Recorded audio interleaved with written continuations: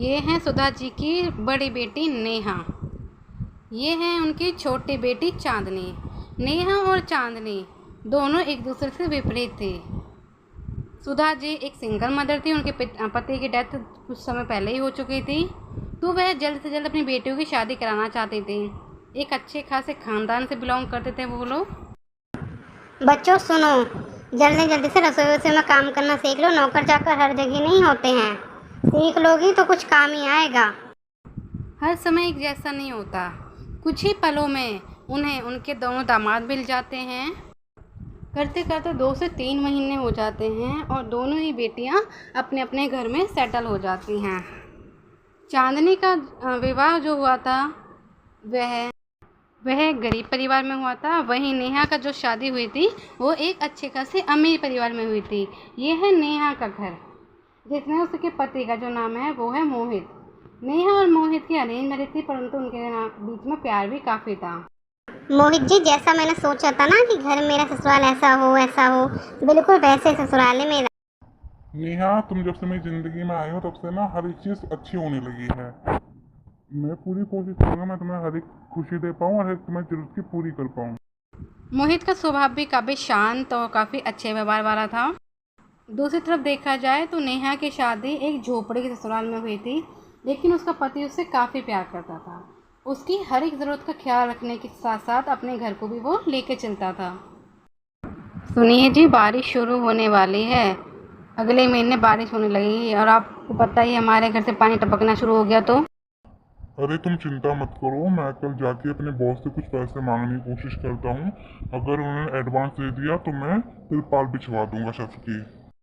लेकिन ऐसा होता नहीं है और कुछ ही समय में जब वह किचन में काम कर ही रही होती है तभी बारिश की वजह से उसके ऊपर पानी गिर टपकना शुरू हो जाता है। वहीं दूसरी तरफ उसकी जो बड़ी बहन होती है चांदनी, वो एक हाई क्वालिटी के साथ रहती थी।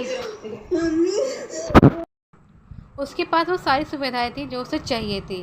वहीं उसकी छोटी बहन के पास एक भी सुविधा नहीं थी जिसकी उसे ज़रूरत थी। एक दिन दोनों ही फैमिली अपने अपने पतियों के साथ बाजार में मार्केट में सामान खरीदने आई होती हैं। मोहित सुनो ना, मुझे ना दीदी की बहुत याद आ रही है यार। मेरे मन है उनसे मिलने। ठीक है, तो तुम एड्रेस पता करो, हम कल ही मिल के आते हैं। सुनिए ना जी, मुझे अपने परिवार की, अपनी छोटी बहन की बहुत याद आ रही है। क्या हम मिल सकते हैं उनसे? अरे हाँ हाँ, हम कल ही चलेंगे चांदनी, तुम चिंता क्यों कर रही हो, कल ही जाएंगे हम। इत्तेफाकन दोनों ही बहनों के मन में सेम विचार आता है और दोनों ही बहनें उसी मार्केट में होती हैं। चांदनी और नेहा जब सामान देख ही रहे होते हैं तभी वह दोनों एक दूसरे को सामने देखते हैं और फिर अपनी अपनी बातें शुरू कर देते हैं। दीदी आप यहाँ पे? पता है, मैं अभी थोड़ी देर पहले मोहित से ही बोल रही थी कि हम आपसे मिल के आते हैं, मुझे आपकी बहुत याद आ रही है। फिर नेहा भी उसके साथ हो रहे उसके घर में जो व्यवहार था कि पानी टपकना, सैलरी ना मिल पाना, वो सारी बातें अपनी बहन को बता देती है बहन मान के। उसकी बहन भी काफ़ी हंसमुख और अच्छी लड़की थी तो वह सब कुछ समझती है। और अगले दिन सुनिए जी, आज ना मुझे छोटी मिली थी बाज़ार में, तो मैंने अपनी सारी जो बातें थी ना वो उसे बता दी। बच्चा, बट आपको उसे नहीं बताना चाहिए था ना, वो फालतू में परेशान होगी, ये भी तो सही नहीं है ना। थोड़े ही समय में उसकी छोटी बहन भी उसे सारी बातें बता देती है अपने पति को, मोहित को। और फिर मोहित और उसकी वाइफ डिसाइड करते हैं कि हाँ, हमें बड़ी दीदी की मदद करनी चाहिए, अब हम उन्हें और परेशान होने नहीं देंगे। अगले दिन सुबह होते ही दोनों ही पति पत्नी चांदनी के घर पहुंच जाते हैं। नेहा के घर पहुंच जाते हैं मोहित और चांदनी।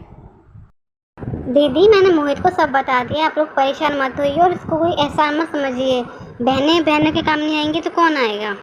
मोहित भी उसे बताता है कि हाँ, मैं बिल्कुल कोशिश करूँगा, मैं जितना कर सकता हूँ।